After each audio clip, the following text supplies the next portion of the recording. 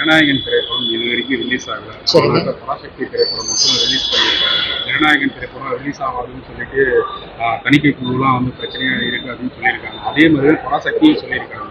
ஆனா பராசக்தி மட்டும் படம் ரிலீஸ் ஆயிருக்கு. எப்படி பாக்குறது? இல்ல, எனக்கு இந்த கேள்வி என்கிட்ட எதுக்கு இருக்குன்னா எனக்கு புரியல. மத்திய அரசு வந்து குற்றம் சாட்டுறாங்க. மத்திய அரசு எப்படி குற்றம் சாட்ட முடியும்? இப்ப குற்றம் சாட்டுறதுக்கு எது வேணாலும் பண்ணுவீங்க. பராசக்தி நீங்க அப்படி பார்த்தீங்கன்னா முதல்ல யோசிச்சு பார்க்கணும். ரெட் ஜாயிண்ட் ரிலீஸ் இருக்கு. மத்திய அரசு தடையிடணும்னா ரெட் ஜாயிண்ட்க்கு தடையிடணும். அவங்கதான் நாங்க எதிரியா பாக்குறோம் திமுகவை.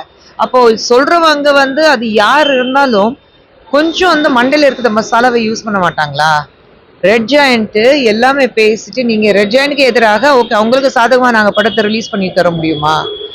இதெல்லாம் மத்திய அரசுன்னா எல்லாம் இன்னைக்கு ஒரு குழந்தை அழுதாலும் அதுக்கு காரணம் என்னன்னு பசிக்குதுன்னு பாக்குறது இல்ல. மத்திய அரசு தான் காரணம், மோடி தான் காரணம்.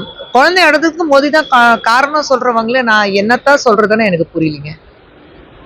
அதே நேரத்துல நீங்க ஒரு ஆக்ட்ரஸா இருக்க சொல்ல ஒரு உச்சப்பட்ட நடிகருடைய கடைசி படம் அப்படின்னு சொல்லியிருக்காங்க.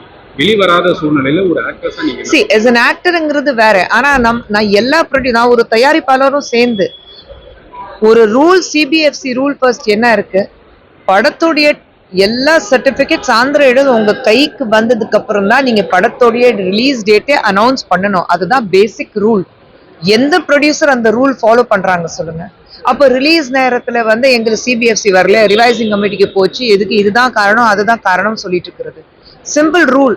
உங்களுடைய படம் நீங்க ரிலீஸ் பண்றீங்கன்னா இது நான் நடிகர் மேல தவறுன்னு நான் சொல்ல மாட்டேன். நான் ப்ரொடியூசர் சொல்றேன். ஒரு ப்ரொடியூசருங்கிறது முறையில நான் சொல்றேன். ஃபர்ஸ்ட் ரூலே உங்களுக்கு சாந்திர வந்ததுக்கு அப்புறம் தான் நீங்க படத்தை டேட்டே அனௌன்ஸ் பண்ணணும். ஆனா நீங்க ஏன் அதை வராமலேயே நீங்க டேட் அனௌன்ஸ் பண்ணிடுறீங்க? அப்புறம் நீங்க சிபிஎஃப்சி பிளேம் பண்ணாதீங்க. கிறிஸ்மஸ் இருந்தது, நியூ இயர் இருந்தது, எல்லாமே கவர்மெண்ட் ஹாலிடேஸ் இருக்கு. 24 மணி நேரம் உங்களுக்கு வந்து எல்லா வேலையை விட்டுட்டு அவங்க வேலையை செஞ்சுட்டே இருக்கணுமா? படம் ரிலீஸ் ஆகல. நான் வந்து ஒரு விஜய் ரசிகையா சொல்லும் போது வருத்தம் தான். என் குழந்தை வந்து ஒரு மிகப்பெரிய விஜய் ஃபேனு, அது எல்லாருக்கும் தெரியும். அவளுடைய உலகமே பாத்தீங்கன்னா ரஜினி சாரும் விஜயும் மணிரத்னம் சாரும், இதுதான் அவளுடைய உலகமே அவ நினைச்சிட்டு இருக்கா. அப்படி இருக்கும்போது விஜய் சார் படம் வரலன்னா அவ ரொம்ப வருத்தப்பட்ட. ஒரு ஃபேனா நானும் வருத்தப்பட்டேன். ஆனா ரூல்ஸ் ஆர் ரூல்ஸ். முதல்ல அந்த ரூல் ஃபாலோ பண்ணிட்டோம்னா இந்த பிரச்சனைகள் வராது. இது ஜனநாயகத்துக்கு மட்டுமல்ல, ஜனநாயகத்துக்கு மட்டும் இல்ல, இது வந்து எல்லா படத்துக்கு நான் சொல்றேன். அண்ட் யார் வந்து இதுக்கு மத்திய அரசு தான் காரணம் சொல்லிக்கிறாங்களோ அவங்க கொஞ்சம் ஹோம்ஒர்க் பண்ணிட்டா, பிளேம் கேம் பண்றதுக்கு முன்னாடி கொஞ்சம் ஹோம்ஒர்க் பண்ணிட்டா, திசை திருப்பி மாற்றுறதை விட ஹோம்ஒர்க் பண்ணிட்டா பெட்டரா இருக்கும். கடைசி நேரத்துல வந்து தமிழக முதல்வரும் திமுகவினரும் காங்கிரஸரும் எல்லாரும் சேர்ந்து அதுதான் நான் சொன்னேன். ஒரு இல்லைங்க, அதுதான் நான் சொல்றேன். நம்மளுடைய முதலமைச்சர் அவர்கள் இருந்தாலும் அவர் கொஞ்சம் யோசிக்கணும்ல. இப்ப ஜனநாயகத்தை வந்து நீங்க தடை வந்து இவங்க விதிச்சிருக்காங்க சொல்றீங்க. சென்ட்ரல் கவர்மெண்ட் இன்டர்ஃபியர் பண்ணதுனாலதான் நீங்க ஜனநாயகத்தை ரிலீஸ் பண்ணல. அப்புறம் பராசக்தி உங்க மகன் தானே படத்தை ரிலீஸ் பண்றாரு ஆல் ஓவர். ரெட் ஜாயிண்ட் தானே உதயநிதி ஸ்டாலின் டெபுட்டி முதலமைச்சர் தானே ரிலீஸ் பண்றாரு. அவருடைய கம்பெனி தானே ரெட் ஜாயிண்ட்.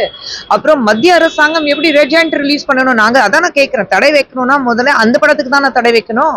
மத்திய அரசுக்கு இதுல கை இருந்தா நாங்க ஃபர்ஸ்ட் அதுதானே தடை வைப்போம்.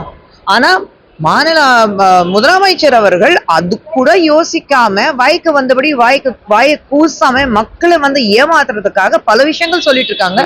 அந்த பல விஷயங்கள்ல இதுவும் ஒரு விஷயம் இருக்கு. இப்போ திமுகவினரும் முதல்வரும் மற்றவங்க எல்லாருமே சேர்ந்து இப்போ விஜய் வந்து இப்போ இடி ரைடு, சிபிஐ போல தணிக்கை குழுவும் சேர்த்திருக்காங்க அப்படின்னு சொல்லிட்டு இருக்காங்க. ரகுபதி சார் சரி, நான் வந்து திமுகவோட ஸ்போக்ஸ் பர்சன் கிடையாது.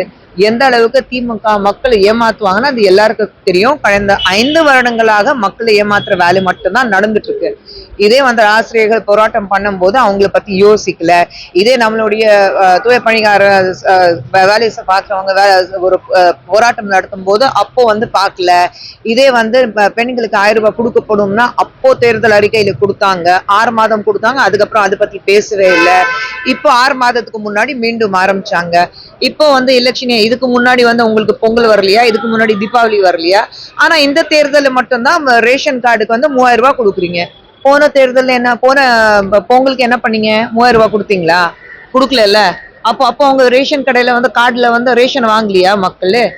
அப்போ வந்து பெண்களுக்கு பிரச்சனை வரலையா? அப்போ ஒரு குடும்பம் இருக்குன்னு அவருக்கு தோணலையா? இப்போ மட்டும் ஏன் அது தோணுது? எலெக்ஷன் நேரத்துல நீங்க 1000 போய் மறுபடியும் சொல்லி மக்கள் ஏமாத்துற வேலை பார்ப்பீங்க. சோ திமுக காரங்க இப்படி சொன்னாங்க, இல்ல காங்கிரஸ் காரங்க ஒரு ஊழலோட கூட்டணி தான் காங்கிரஸ் இருக்கு. சோ ஊழலோட கூட்டணியில இருக்கும்போது நீங்க கைகொத்தி நாங்க மக்களை ஏமாத்துற வேலை மட்டும்தான் செஞ்சுட்டு இருந்தோம் இத்தனை வருடங்களாக, மீண்டும் அது மட்டும்தான் செய்வ சொல்லும் போது திமுகவும் காங்கிரஸ் என்ன சொல்றாங்களோ அது காதலியே வாங்க கூடாது. ஏமாத்துறாங்கன்னா அர்த்தம் சிம்பிள். விஜய் வந்து சிபிஐ விசாரணைக்கு ஆஜர்படுத்தணும். அது அவர் தானே சிபிஐ விசாரணை கேட்டாரு. கரூர் பிரச்சனை வரும்போது முதல்ல சிபிஐ விசாரணை வேணும்னு சொன்னது யாரு? நாங்க கேட்டோமா? அவங்க வந்து முதல்ல சிபிஐ விசாரணை நடத்துங்க சொன்னது விஜய் அவர்கள் தானே. நீங்க தான் சிபிஐ விசாரணை கேட்டீங்க, சிபிஐ விசாரணை வந்திருக்கு, பார்த்துட்டு வரட்டுமே. அவர் மேல தவறு இல்ல இல்ல. அப்ப அவரு வந்து என்ன சொன்னாரு? இது முழுக்க காரணம் திமுக அவர் சொன்னார்ல. அப்ப இன்னைக்கு திமுக காரங்களே உடனே விஜய் சப்போர்ட் பண்ணிட்டு ஜனநாயகம் ரிலீஸ் ஆகல, அதனாலதான் உடனே சப்போர்ட் பண்ணிட்டு இது வந்து சிபிஐ வந்து அவர் மேல ஆவி விடுறாங்க சென்ட்ரல் கவர்மெண்ட் சொல்றாரு. விஜய் அவர்கள் சிபிஐ விசாரணை கேட்டிருக்காரு, சிபிஐ விசாரணை நடக்குது, அவர் ஆஜராகி வருவார், அவ்வளவுதான். தவிர்க்க முடியாத தம்ப்நெயில்ஸ், கலக்கலான கண்டென்ட்ஸ், சினிமாவும் சீரியஸ் பிரச்சனைகளும், பல வருடங்கள் இடைவெளிக்கு பிறகு இந்த படத்துல ஒரு கலகலப்பும் கைகலப்பும், போயிட்டே தான் இருக்காரே தவிர பிரேக்கே இல்லாமல் பிரேக்கிங் நியூஸ் சொல்லும் தந்தி டிவி ஆப்.